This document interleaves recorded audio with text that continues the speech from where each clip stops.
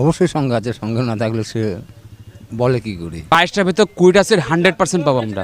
মোর্শেদা ধরুন মমতার গেল, আমাদের আইডিয়া 2-3-4টি পাবে। মনে করি এখানে মুর্শিদাবাদে 22টার মধ্যে 20টা জিতবে। প্রভাবটা ভালো আছে।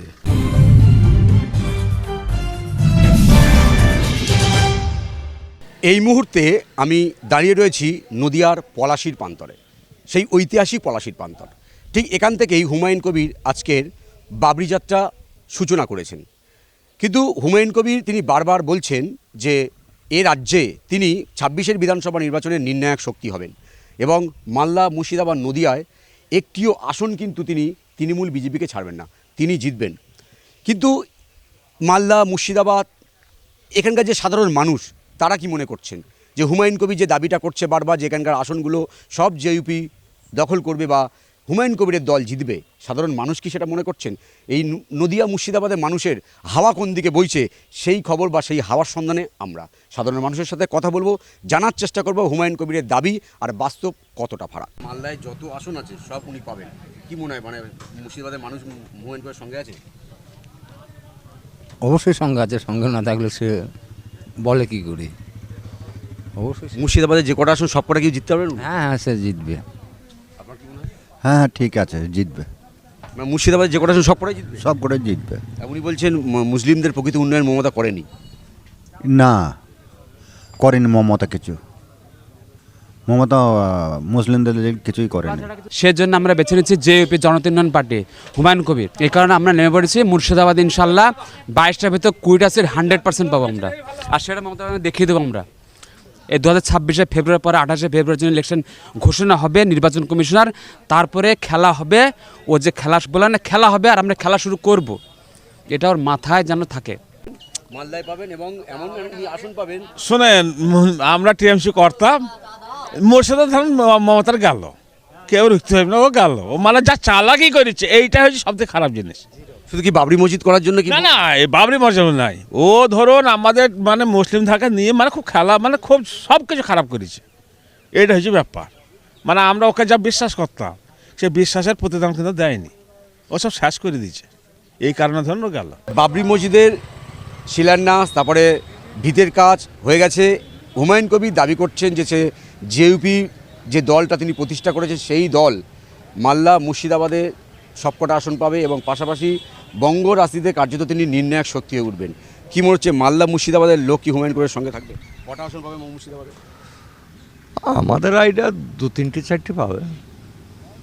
উনি যে দাবি করছে মুর্শিদাবাদের সবকটা আসন পাবে না না, মানে উনি মুর্শিদাবাদের লোক, উনি মুর্শিদাবাদের সব আসন পাবে বলছে, আপনি মুর্শিদাবাদের মানুষ হয়ে বলছেন যে উনি পাবেন না। না, কিন্তু উনি বলছেন সংখ্যালঘুদের প্রকৃত উন্নয়ন হয়নি, উনি করবেন। দেখেন সেটা তো মানে কি হবে না হবে সেটা ভবিষ্যৎ জানে। আচ্ছা, তৃণমূল কংগ্রেস কি মুসলিমের জন্য উন্নয়ন করেনি? হুমায়ুন কবির যে অভিযোগটা, কি মনে হয়? করে যায় আবার করেও নি, দুই রকমই আছে। আমার মনে হয় পাইলে দুটো আসন পাবে। মুর্শিদাবাদ, হ্যাঁ, দুটো আসন পাবে। উনি যে দাবি করছেন মুর্শিদাবাদের মানুষ ওনার সঙ্গে রয়েছে। সঙ্গে কিছু লোক আছে তো, কিছু না লোক না থাকলে পারে হয় নাকি? এই যে যে বেলডাঙ্গাতে মসজিদটা হচ্ছে, বাবরি মসজিদ হচ্ছে, সেই আসনটা কি হবে? জিতবে, জিতবে। ওটা জিতবে, আর ওটা 100% পসিবিলিটি অফ উইন, জেতার সম্ভাবনা বেশি। উনি যে নিজের আসন যেটা সেটা মনে করি এখানে মুর্শিদাবাদে 22টার মধ্যে 20টা জিতবে হুমায়ুন। বুঝতে পেরেছেন, মানুষ এত এর প্রতি ভরসা আছে এবং সাথে আছে মানুষ। ওই একই, বুঝছেন, আমরা কি বলবো বলুন। হুমায়ুন কবির দাবি করছে যে মুর্শিদাবাদের সবকটা আসন উনি জিতবেন।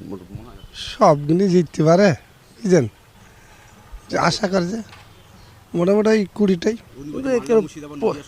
প্রভাবটা ভালো আছে এখানে, আমরা তা শুনছি। হ্যাঁ, আমরা যেহেতু মুসলমান, আমরা সমর্থন। মানে বাবরি মসজিদ করেছে তাই কি হুমায়ুন কবির সমর্থন? না না না না না, এমনি পার্টি হিসেবে ভালো লোক, ভালো। এখানকার সাধারণ মানুষ মনে করছেন, বেশিরভাগ সাধারণ মানুষ মনে করছেন যে হুমায়ুন কবির যে দাবিটা করছেন সেটা তিনি হয়তো করতে পারেন, তবে সেটা ভোটের পর জানা যাবে। পরিষ্কার করে অনেকে মুখ না খুললেও তবে অনেকে প্রকাশ্যে ক্যামেরার সামনে দাবি করছেন যে এই মালদা এবং মুর্শিদাবাদে হুমায়ুন কবির সবকটা আসনে জিততে পারেন। কারণ সংখ্যালঘুদের প্রকৃত উন্নয়ন করার জন্য মমতা বন্দ্যোপাধ্যায়ের বিশ্বাস করে সংখ্যালঘুরা কার্যত প্রতারিত হয়েছেন। আর হুমায়ুন কবির সেই কণ্ঠস্বর যা মুসলিমদের সেই যে দাবি দাওয়াগুলোকে সামনে আনছেন, অর্থাৎ হুমায়ুন কবিরের প্রতি যে মানুষের বিশ্বাস সেটা কিন্তু ক্রমশ বাড়ছে। এটা কিন্তু সাধারণ মানুষের সঙ্গে কথা বলে আমরা বুঝছি। তবে শেষ পর্যন্ত ২৬-এর বিধানসভা নির্বাচনে হুমায়ুন কবিরের যে দাবি সেটা কতটা কার্যকরী বা ইভিএম বাক্স যায় কি না, কারণ বাবরি মসজিদ নিয়ে ইতিমধ্যে যে আবেগ আমরা দেখেছি সেই আবেগ ইভিএম পর্যন্ত যায় কি না এখন সেটাই দেখার। তবে সাধারণ মানুষ মনে করছেন যে হুমায়ুন কবির এই মুহূর্তে মুর্শিদাবাদের সবার মনে জায়গা করে নিয়েছেন। ক্যামেরায় রবি দত্তের সঙ্গে বিশ্বজিৎ, ওঙ্কার বাংলা, নদিয়া।